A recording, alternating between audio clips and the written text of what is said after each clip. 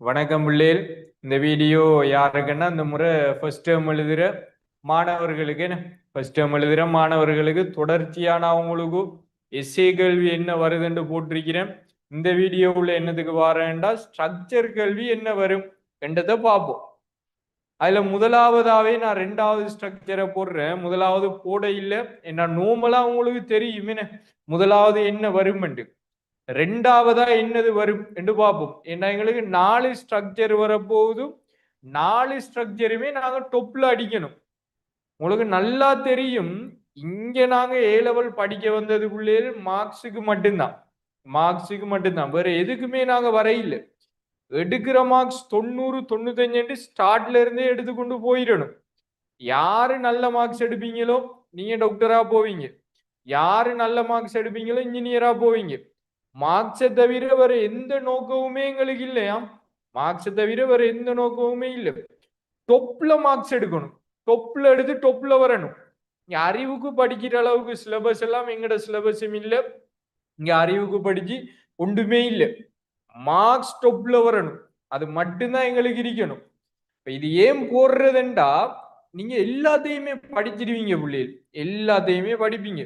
ஆனா எல்லாத்தையும் ஞாபகம் வச்சிருக்க மாட்டீங்க. இப்ப எல்லாத்தையும் ஞாபகம் வச்சிருக்க இயலாதுண்டா என்னது வருது என்ற மாதிரி படிச்சிட்டோம்டா எங்களுக்கு 100 வர தேவையில்லை, 80 வரலாம் தானே மார்க்ஸ், 80 வரலாம். அதுக்கு 50 போய் எடுக்க இயலாம் பிள்ளைகள் ஃபர்ஸ்ட் டேர்ம்ல. ஏன்னா நீங்க யாருமே சாதாரண ஆக்கள் இல்லை. ஓ லெவல்ல மிகப்பெரிய ரிசல்ட்ஸ் எடுத்துட்டு வந்தாக்கள்.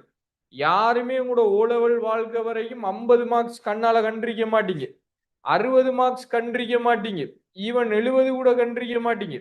எல்லாம் டொப்ல எடுத்துட்டு வந்த பிள்ளைகள் 90 95 85 75 எடுத்துட்டு வந்த பிள்ளைகள் நீங்க. ஸோ நீங்க ஏ லெவல்ல வந்து குறைய எடுக்க இயலாது. ஸ்டார்ட்ல யாரு மார்க்ஸ் எடுக்கிறீங்களோ அந்த கடைசி வரைக்கும் நல்ல மார்க்ஸ்ல போய் சேரலாம்.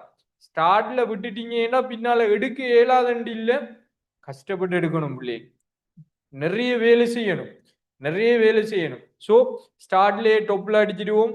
அப்ப இதுல நான் எஃப்டபிள்யூசி என்னென்ன வரும் என்றதை போட்டு கொண்டு வரேன். உங்களுக்கு என்னது வருமென்றது போடுற அவ்வளோத்தையும் செய்து காட்டுறதுக்கு எங்கட எஃப்டபிள்யூசி செமினார் நடக்கும். மிக விரைவில் அது ஸ்டார்ட் பண்றேன். ஓகே, நான் சொல்லிட்டு இருந்தேன், நீங்களும் கேட்டுக்கொண்டே இருங்க. இல்லாட்டி நான் அலுப்புல நான் விட்டுட்டு போயிடுவேன். என்ற அடுத்த பேஜுக்கு எக்ஸாம் பேஜ் வருது. ஸோ அந்த பேஜுக்கு தான் பார்க்க போவோம். உங்களை அந்த அளவுக்கு செய்வனாட்டு தெரியாது, நீங்க கேட்டு கேட்டு கொண்டு இருந்தீங்கன்னா இப்படியே செஞ்சுடுவேன். கடை நாளா சொல்லிட்டு இருக்கிறேன். பட் இன்னும் நான் அதுக்குரிய ரெடி பண்ணி படையில்லை. ஸோ வெகு விரைவில் உங்களுக்கு செய்யணும்.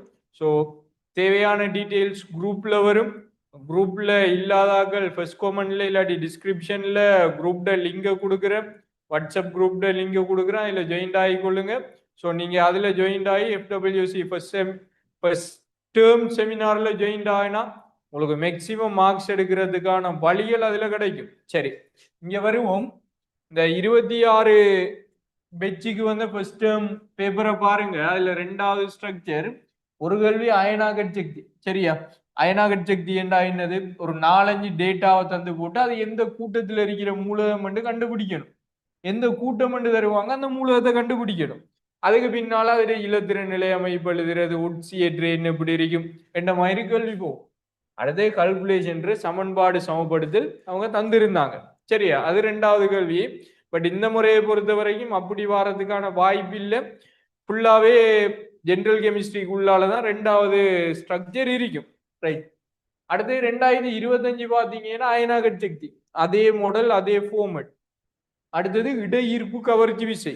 இது ஆக முக்கியம் பிள்ளைகள். இடையீர்ப்பு கவர்ச்சி ஃபைனல் பேப்பர் டேர்ம் பேப்பர் எல்லாத்துலயுமே இது இருக்கும்.